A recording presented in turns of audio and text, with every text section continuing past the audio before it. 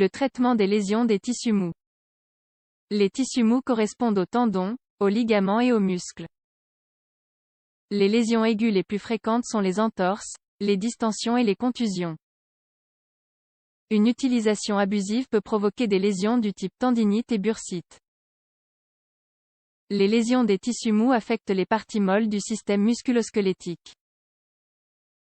Ce système comprend les tendons, les ligaments et les muscles. Le muscle est une unité formée par un ensemble de fibres. Grâce à leur élasticité, les fibres sont capables de se raccourcir, via la contraction, et de s'étirer. Quant au tendon, c'est un tissu qui sert à relier le muscle et l'os. Les tendons donnent de la force à l'os pour produire les mouvements.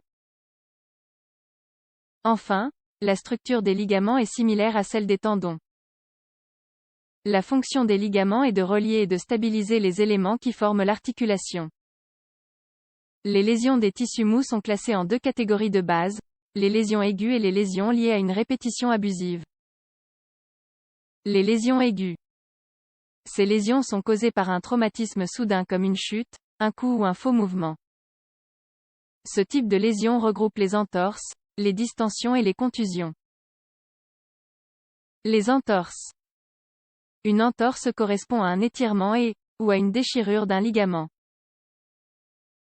Les parties du corps les plus susceptibles de souffrir d'une entorse sont les chevilles, les genoux et les poignets. Les entorses sont classées en fonction de leur gravité. Degré 1 ou léger, l'étirement est léger tout comme le sont les dommages au niveau des fibres du ligament. Degré 2 ou modéré, on observe une déchirure partielle du ligament. Enfin, degré 3 ou grave, on observe une déchirure totale du ligament, le ligament est donc instable et l'articulation ne peut pas fonctionner correctement. Bien que l'intensité varie, les symptômes sont les mêmes pour les 3 degrés, à savoir une douleur, un hématome, un gonflement et une inflammation. Les distensions.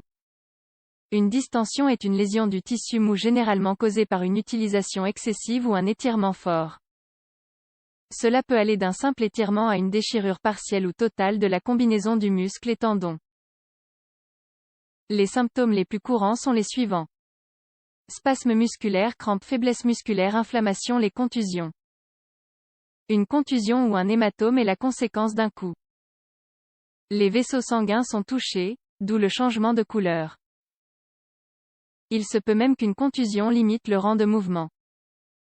Le traitement des lésions aiguës des tissus mous. Le traitement varie en fonction du type et de la gravité de la lésion. En cas de lésion aiguë, le traitement de départ appliqué est le protocole RICE, un sigle dont les initiales renvoient à 4 termes anglais qui signifient repos, rest, glace, ice, compression, compression, et élévation, elevation. L'arrêt de l'activité à l'origine de la lésion est fondamental, tout comme l'application de glace ou de compresse froide pendant une vingtaine de minutes plusieurs fois par jour. De plus, pour éviter une inflammation, il est conseillé de faire un bandage élastique de compression et, en mode repos, d'élever la lésion au-dessus du niveau du cœur. Dans le cas d'une entorse légère, le traitement consiste à suivre le protocole RICE. Si l'entorse est modérée, une période d'immobilisation est souvent nécessaire. Si la lésion est grave, une chirurgie réparatrice est envisageable. Pour les distensions, le traitement est le même que celui d'une entorse légère, il est recommandé de suivre le protocole RICE, repos, glace, compression et élévation. Ce protocole doit ensuite être complété par la réalisation d'exercices simples en vue de soulager la douleur et de retrouver la mobilité. La plupart des distensions légères répondent bien au protocole RICE.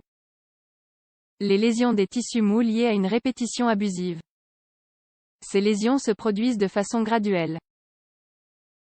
La cause à l'origine de leur apparition est une répétition très fréquente d'une même activité physique au point que le corps ne dispose pas de suffisamment de temps pour se soigner.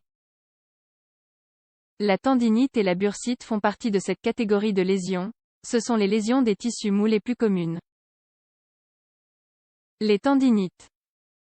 Le terme tendinite désigne une inflammation ou une irritation du tendon ou de ce qui le recouvre. Une tendinite est normalement la conséquence d'une série d'efforts agressifs pour le tendon. Les symptômes communs d'une tendinite sont l'inflammation et une douleur qui s'aggrave pendant l'activité. Les bursites. Les bourses correspondent à des petites poches gélatineuses qui se trouvent derrière l'épaule, le coude, les hanches, les genoux et les chevilles.